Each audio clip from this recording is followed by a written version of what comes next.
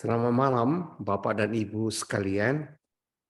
Sebelum ada renungan, mari saya baca sebentar tentang tukang periuk itu yang diambil dari Yeremia bab 18. Firman yang datang dari Tuhan kepada Yeremia bunyinya, "Pergilah dengan segera ke rumah tukang periuk. Di sana aku akan memperdengarkan perkataan-perkataanku kepadamu. Lalu pergilah aku ke rumah tukang periuk. Dan kebetulan ia sedang bekerja dengan pelarikan. Apabila bejana yang sedang dibuatnya dari tanah dia di tangannya itu rusak, maka tukang periuk itu mengerjakannya kembali menjadi bejana lain menurut apa yang baik pada pemandangannya. Kemudian datanglah firman Tuhan kepadaku bunyinya, "Masakan aku tidak dapat bertindak kepada kamu seperti tukang periuk ini, hai kaum Israel? Demikianlah firman Tuhan. Sungguh seperti tanah liat di tangan tukang periuk, demikian pun kamu di tanganku, hai kaum Israel."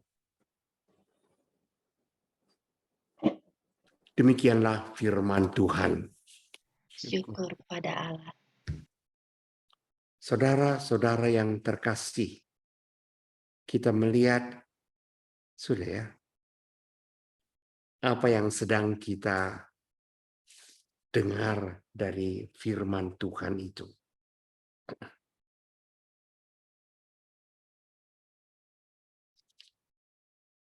Jadi kita melihat bahwa pada satu hari Tuhan datang kepada Nabi Yeremia.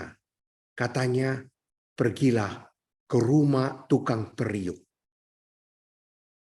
Dan waktu Nabi Yeremia sampai ke sana, Yeremia melihat bahwa tukang periuk itu sedang bekerja dengan pelarikan. Pelarikan ialah itu alat macam ban yang berputar-putar. Di dalamnya ada tanah liat, dengan tangannya begitulah ia membentuk periuk, teko, tempat bunga, apapun saja. Nah, tukang itu sedang bekerja dengan tanah liat itu. Dan lihat, Yeremia melihat bahwa periuk yang sedang dibuat oleh tukang periuk itu pecah. Lalu Yeremia meremukkannya kembali dan membentukkannya lagi sesuatu yang lain, baik menurut pemandangannya. Beginilah kita lihat apa yang difirmankan Tuhan. Dan yang kita baca ini, saudara-saudara, ada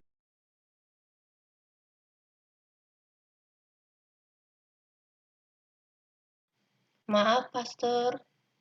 Ini suaranya di mute.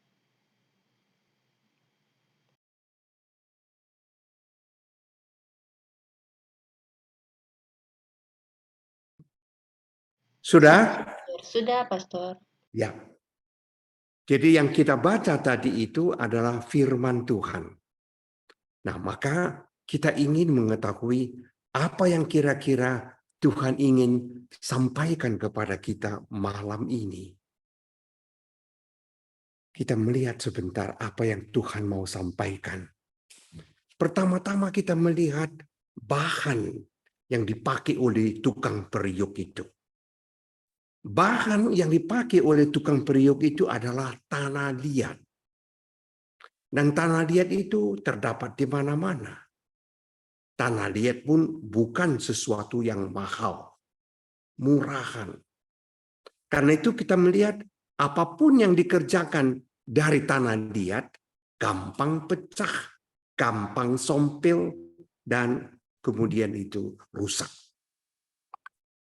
Ini kita melihat adalah lambang dari kita sekalian. Bahwa kita ini pun dibentuk dari tanah liat. Dan apapun yang dibuat dari tanah liat gampang pecah. Demikian pun kita lihat manusia seperti kita ini, saya dan kamu, gampang pecah, gampang tergoda, gampang jatuh ke dalam dosa. Inilah yang disebut gampang pecah. Dan kita melihat siapakah saya ini, hingga saya ini berani membanggakan diri dan sombong. Saya berasal dari tanah liat. Dan keluargaku bukan keturunan raja atau sultan-sultan. Saya itu orang yang lemah dan tidak berdaya. Dan seringkali kita lihat juga bahwa saya itu berdosa dan berdosa. Aku tidak berdaya. Aku seperti seorang pribadi yang ditarik oleh dua kuda. Satu ke kanan, satu ke kiri, sehingga aku pecah. Itulah aku. Maka jalanku pun sehari-hari terpaksa terseot-seot. Dan aku harus merangkak tapak demi tapak. Lalu untuk apa lagi saya ini mesti menyombongkan diri? Saya bukan orang yang istimewa. Tanah liat, gampang pecah. Dan memang itulah kita lihat kenyataannya. Ya, manusia tidak ada yang perlu dibanggakan. Dan lihat yang Tuhan sabdakan kepada kita hari ini. Kita yang lemah ini sedang dikerjakan, dibentuk oleh Tuhan. Seperti tukang periuk itu membentuk periuknya, membentuk tempayan atau apapun. Tuhan membentuk kita manusia. Dan kita tahu, saudara, bahwa kita itu orang yang lemah. Tetapi Tuhan menjadikan aku kuat. Sehingga aku biar lemah, biar gampang jatuh ke dalam dosa, aku ini menjadi orang yang berharga bagi Tuhan. Menjadi orang yang berarti. Dan menjadi orang yang bermakna.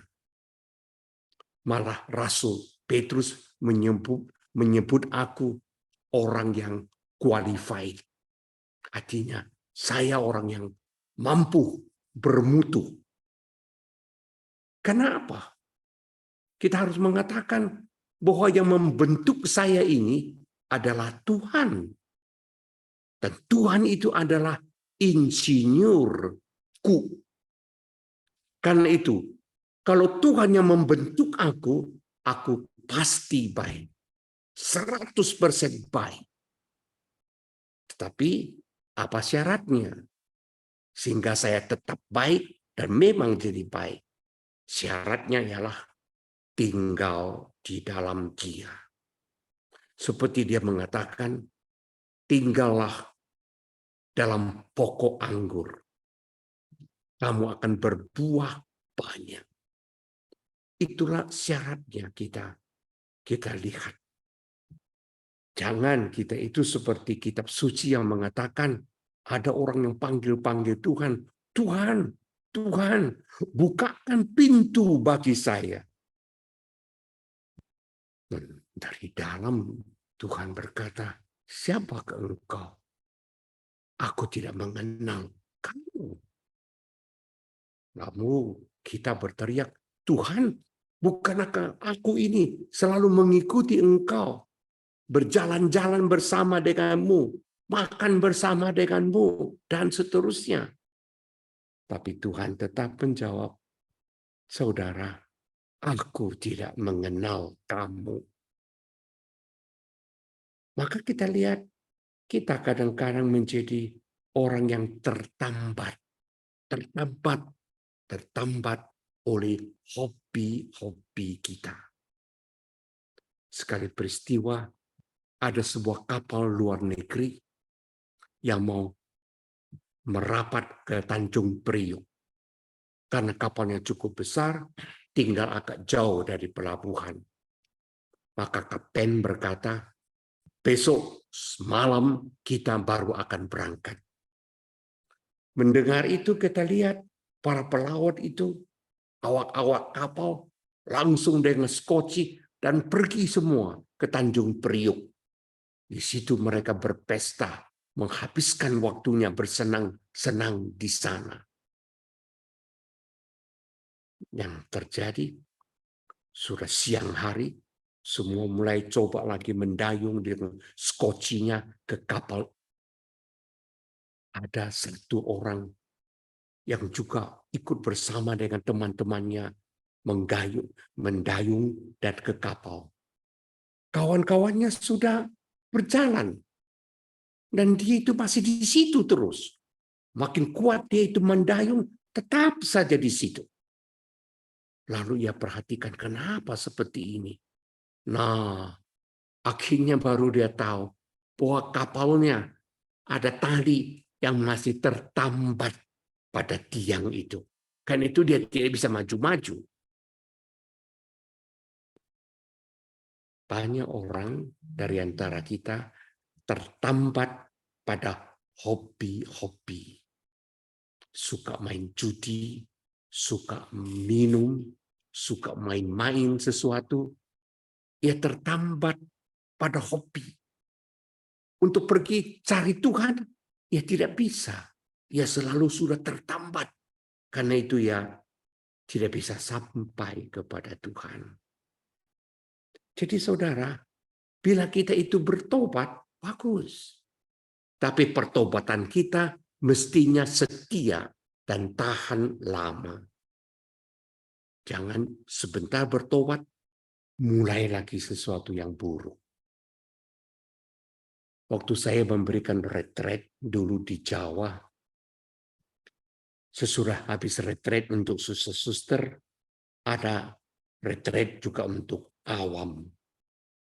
Dan ada seorang bapak yang dekat dengan rumah retret itu, namanya Pak Tarjo.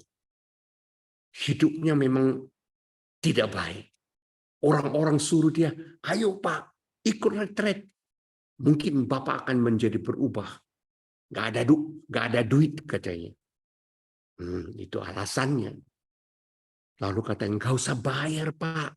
Kami menanggung semuanya. Ikut saja. Ayo Pak. Akhirnya ia juga ikut retret itu. Hari pertama, ya dengar-dengar saja. Orang bernyanyi, angkat tangan, haleluya, puji Tuhan. Dia itu seperti ya penyapu pada kaca mobil. Haleluya. Hari ketiga, ia mulai angkat tangannya. Dan memang keluar dari retret, Pak Tarjo ini berubah. Pulang ke rumah, asik dengan kitab suci. Tiap pagi dan sore ia mesti membaca, merenung, dan seterusnya. Ia berubah, ingin kembali kepada Tuhan. Lalu ia pergi ke samping rumahnya, ada kebun di situ. Digalinya suatu kuburan. Lalu dia tulis di batu nisan itu, kayu itu, Pak Tarjo sudah meninggal tanggal sekian waktu dia menulis. Nah, begitulah ia mulai berubah. Tetapi sayang tidak berlangsung lama. Sesudah 1-2 bulan, Pak Tarjo mulai lagi seperti dahulu kala. Istrinya melihat dia ketakutan. Anaknya melihat dia lari tompang-camping. Tidak ada yang berani dekat dengan dia. Emosi hebat sekali. Dan kemudian tiba-tiba ia sadar, bukankah aku sudah membuat kuburan dan aku sudah mati? Lalu ia pergi ke samping rumah, melihat kuburannya. Dan kebetulan batu nisan itu sudah jatuh. Ia ambil lagi batu nisan itu dan ia melihat bukan lagi Pak Parjo telah meninggal, tapi tertulis di situ Pak Parjo sudah bangkit kembali. Nah, inilah kita lihat ia terkejut dan mulai hidup lagi dengan baik. Bagaimanapun saudara-saudara, gampang kita bertobat. Tapi untuk bertahan di dalam pertobatan bukan sesuatu yang mudah. Itu harus ada pertolongan dari Tuhan. Dan sekarang kita lihat. Kalau seorang tukang periuk itu sedang mengerjakan apa yang hendak dikerjakannya. Dan tukang periuk itu mesti penuh dengan konsentrasi. Kalau tidak, nanti periuknya itu mencong-mencong. Nanti tidak sempurna. Jadi dia harus penuh dengan konsentrasi membentuk apapun yang dia mau bentuk. Apa artinya itu bagi kita? Tuhan juga mau katakan kepada Yeremia, juga kepada kita semua. Aku sedang membentuk engkau. Penuh perhatian, aku itu membentuk setiap orang. Bukan secara global, tetapi aku membentuk kamu masing-masing agar menjadi baik. Tuhan tidak ingin kita itu hidup sebagai seorang yatim piatu. Tuhan juga tidak ingin bahwa kita ini binasa. Tapi Tuhan inginkan satu kehidupan. Karena itu di dalam Nabi Yesaya juga dia berkata, Tuhan memanggil aku dengan namaku sendiri. Nah, memanggil nama ini berarti suatu perhatian. Ada dekat dengan dia, relasi cinta dengan dia. Itu memanggil nama orang. Dan kita lihat zaman dahulu kala, sekurang-kurangnya saya waktu kecil, kalau pergi kita itu berobat ke dokter, nah sudah kita tunggu banyak orang di situ, keluarlah perawat dari kamar. Nomor 1 masuk, lalu nomor 3 masuk. Semua kita itu waktu itu menjadi nomor. Siapa yang nomor 1, yang masuk. Siapa yang nomor 3, yang masuk. Manusia dijadikan nomor. Sekarang kita lihat sudah lain. Dokter tidak panggil nomor 1 masuk. Tidak. Dia panggil nama. Augustinus. Ya. Raymond masuk. Jadi pribadi demi pribadi. Bukan lagi nomor demi nomor. Iya. Ini kita lihat. Pernah terjadi di Inggris begini. Juga nomor dan nomor. Ada seorang dokter spesialis bedah. Namanya Dr. Stone. Pada suatu hari, ada pasiennya dibawa untuk dioperasi. Tertutup.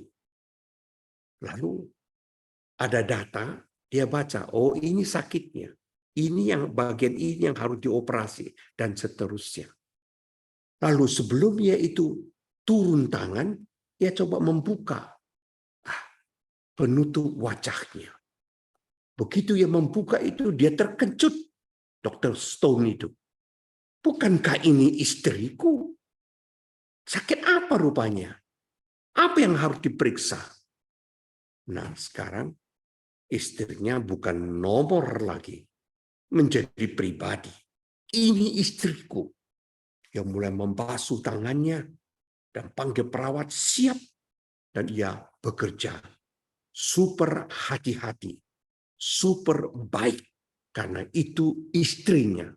Pribadi. Kita melihat saudara-saudara. Kita ini bukan nomor 1, nomor 3, nomor kesekian untuk Tuhan. Tapi Tuhan memanggil kita satu persatu dengan nama kita sendiri. Ini berarti dia mempunyai relasi dengan kita. Dia tahu siapa kita. Dia mencintai kita. Ia berminat kepada kita masing-masing. Karena itu kita melihat kitab suci juga berkata, aku tidak lagi memanggil kamu itu hamba, tetapi aku memanggil kamu dengan sebutan sahabat. Nah, Yesus begitu dan kita sahabatnya, bukan seorang hamba. Malah dia berkata, aku ini Emmanuel. Artinya Allah beserta dengan kita. Yang paling hebat lagi, kitab suci berkata, namamu sudah terdaftar di surga. Wow. Raymond sudah punya nama di surga. Augustinus, Ibu Dillon sudah punya nama di surga. Saya sudah terdaftar di sana. Betapa hebat Tuhan itu terhadap saya.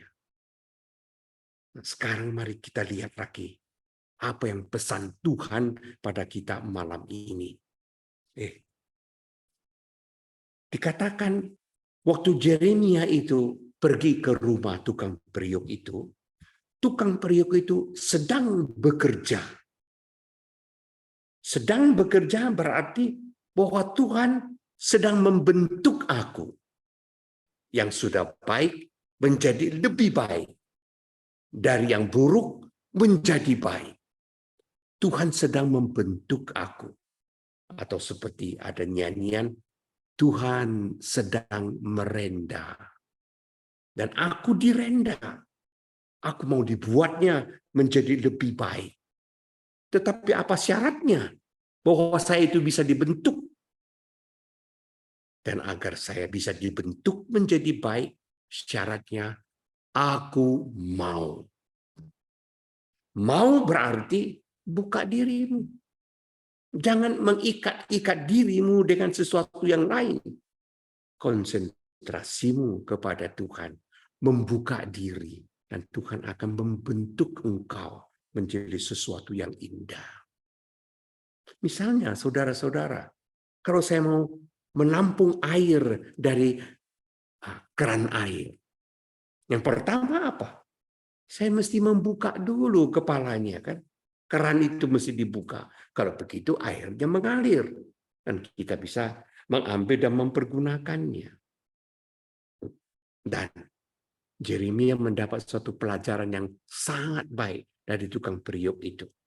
Tuhan mengatakan, lihat, kalau periuk yang sedang dibentuknya dengan tangannya itu, yang sedang dibentuknya itu rusak di tangannya, apa yang terjadi?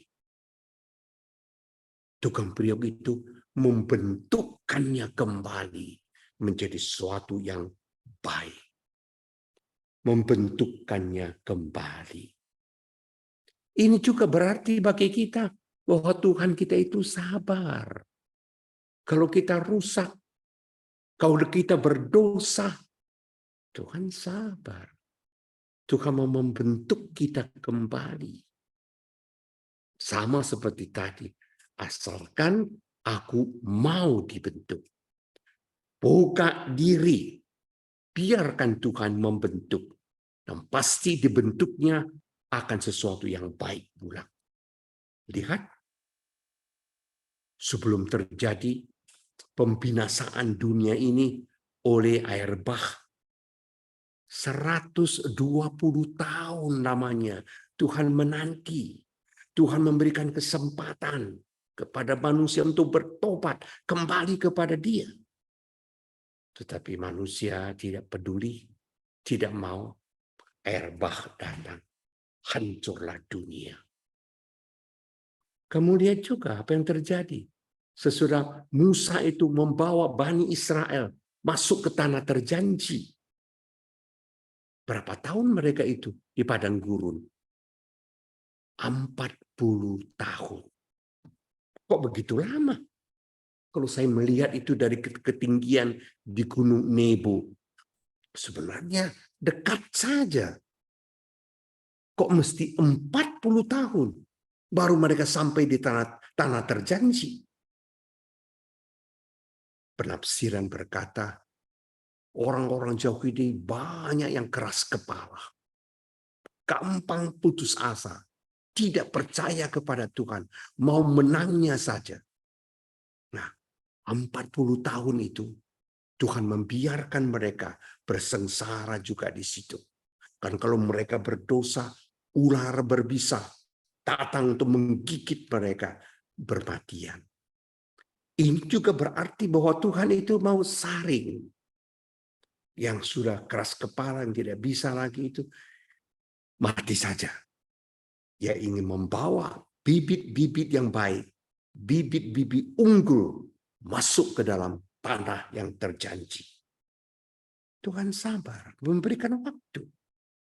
Lihat misalnya waktu Nabi Yunus pergi diutus ke kota Ninive, apa yang dia katakan? 40 hari lagi kota Ninive akan dibinasakan. Begitulah ia berteriak berulang-ulang. Tetapi raja dan penduduk-penduduknya mendengar, mereka percaya. Raja mengoyakkan bajunya, duduk di atas debu, puasa, dan dia juga mengatakan semua rakyat mesti berpuasa untuk pertobatan. Tuhan melihat itu. Dan Tuhan berbelas kasih. Kota Ninive tidak jadi dibinasakan. Inilah kita lihat tuh, saudara-saudara. Tuhan selalu memberikan waktu. Dan Mazmur berkata kepada kita, biar itu dosamu merah seperti sirih, akan kujadikan putih seperti kapur. Jauhnya timur ke barat, demikian dan jauh pun dosamu akan kucampakkan kalau engkau mendengarkan suaraku. Mazmur juga berkata, kasih setia Tuhan kekal abadi. Jadi Tuhan selalu berpihak kepada kita. Tuhan memberikan kesempatan.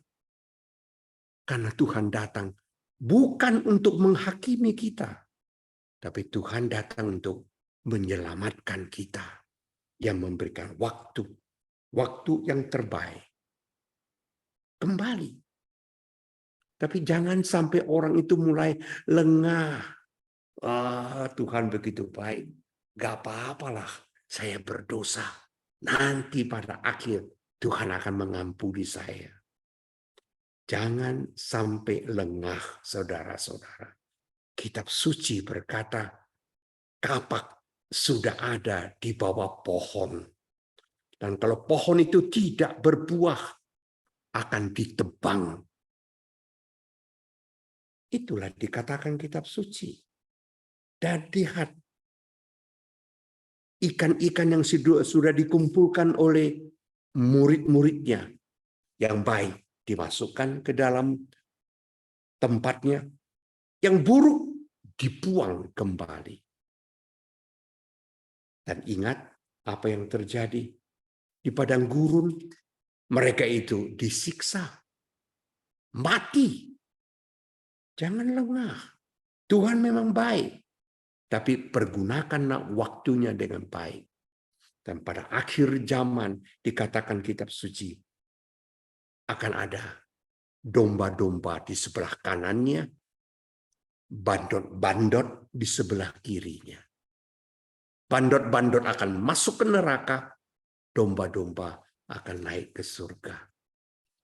Saudara-saudara terkasih, jangan salah gunakan kebaikan Tuhan, kesabaran Tuhan. Jangan sampai terlambat. Seperti kita pernah katakan itu tentang Lazarus dan orang kaya itu. Orang kaya itu terlambat. Sudah di neraka. Dia itu panggillah. Suruhlah Lazarus itu ke rumah orang tuaku. Karena di sana masih ada 5 lagi saudaraku yang hidupnya seperti saya. Jangan mereka masuk ke sini. Jangan kita itu terlambat. Akhirnya kita mau mengatakan, yang rusak itu dibetuli oleh Tuhan. Diperbaikinya menjadi sesuatu yang baik. Indah lagi. Itulah Tuhan yang ingin bekerja pada kita. Jangan kita putus asa atas segala sifat-sifat yang buruk pada kita. Jangan kita juga putus asa akan segala sifat, sikap, dan sikap yang tidak baik dari kita. Tuhan akan membentuk menjadi sesuatu yang baik. Syaratnya, asal aku mau. Lihat, saudara, ada orang yang suka sekali kecewa terhadap dirinya. Kenapa aku mempunyai tipe yang agresif? Yang agresif itu artinya maju tak gentar, hantam terus, ya, gampang marah-marah, emosi hebat. Itu orang agresif, ya. Ya, kalau diperbandingkan dengan lagu, ini orang yang memang musiknya Mars itu kan. Pum, pum, pum, pum. Nah, begitulah kita lihat orang yang agresif selalu mau. Tetapi ya sangat tidak enak. Kok aku tidak tahan sabar sedikit. Mau marah-marah. Mau menyerang orang lain. Aduh, pastor. Begitulah kita mengaku dosa. Tapi lihat, yang agresif, yang suka maju terus itu, dibentuk oleh Tuhan. Dia itu menjadi orang yang cepat di dalam kerjaannya. Cekatan. Dan dia itu memang, ya, segala-galanya cepat. Kan itu emosinya juga cepat. Jadi kita lihat ada keseimbangannya, yang positif dan yang negatif. Sebaliknya, ada juga orang yang sangat sedih. Kenapa aku punya sifat lamban-lamban? Lamban seperti entok yang sedang berjalan lambat-lambat sekali. Kenapa saya tidak cepat seperti teman saya itu? Nah, apa yang baik dalam dirinya? Orang yang lambat-lambat itu umumnya orang yang lebih sabar. Tidak gampang marah. Ayo raja lebih cepat. Yalah, kubuat pun. Tidak gampang marah. Dan orang ini bisa duduk kan berjam-jam namanya untuk bermeditasi kan. Orang yang agresif tidak bisa. 5 menit saja sudah seperti dipanggang api. Tuhan membentuk dari yang negatif menjadi sesuatu yang positif. Ada lagi, kita melihat lagi contoh ini. Orang yang sangat perasa. Orang yang cepat perasa. Ya, gampang jatuh kasihan sama orang. Kalau orang susah, maunya dia tolong dia terus. Kalau temannya sakit, biarlah aku mencuci pakaianmu. Gampang jatuh sakit. Nah, orang-orang seperti ini bisa dikerjakan, dibully, atau dibodoh-bodohi. Tapi nah begitulah dia. Tetapi orang yang perasa itu gampang merasakan orang lain. Kalau melihat muka wajah orang berubah, kau sedang sedih ya? Apa kau sedihkan? Apa bisa saya buat? Ya tahu. Karena itu orang yang perasa itu menjadi orang yang jauh lebih simpati. Simpati kepada siapapun. Ia menjadi orang yang kawan yang baik untuk orang-orang. Akhirnya saya mau mengatakan inilah saudara-saudara. Jangan pernah putus asa. Kerjakan terus. Tuhan menolong. Di Tiongkok ada seorang petani yang tiap-tiap hari memikul 2 gentong air ke bukit Ada orang kaya tinggal di atas bukit, tapi tidak ada air. Maka petani itu selalu memikul 2 gentong air dan pergi ke sana. Tiap gentong dijanjikan ia mendapat 1 keping perak uang. Tetapi sayang, 1 gentong utuh, 1 gentong sudah bocor sedikit. Karena itu air yang dipikulnya itu mula-mula penuh sampai ke atas cuma 1,5. Lalu dia dibayar juga sesuai dengan itu 1,5 ya keping perak. Waktu dia sedang terima uang itu, 2 gentong itu berbicara. Kata yang bocor itu kepada temannya yang utuh, "Ah, seandainya aku sepertimu utuh, bukankah Tuhan kita itu bisa menerima 2 keping perak? Tetapi saya bocor, sehingga Tuhan kita hanya mendapat 1,5 perak saja." Rupanya sedang mereka berbicara itu, Tuhan itu sudah ada, sudah kembali. Dan dia mendengarkan percakapan mereka. Dia kasihan juga kepada gentong yang sudah bocor itu. Lalu untuk menghibur hatinya, mari ikut dengan saya. Mereka jalan kembali dari atas bukit itu menuju kota.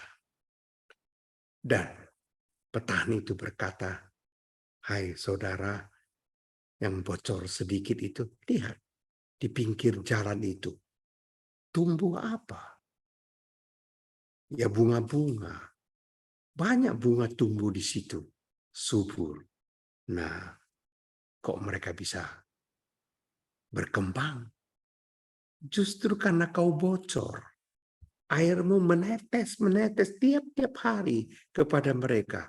Sehingga tanah menjadi gembur, bunga-bunga itu semua menjadi berbunga indah."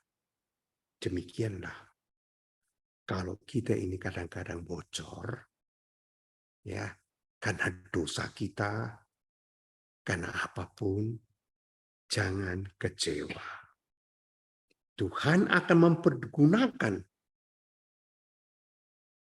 yang bocor-bocor itu untuk sesuatu yang baik dan kemuliaan Tuhan.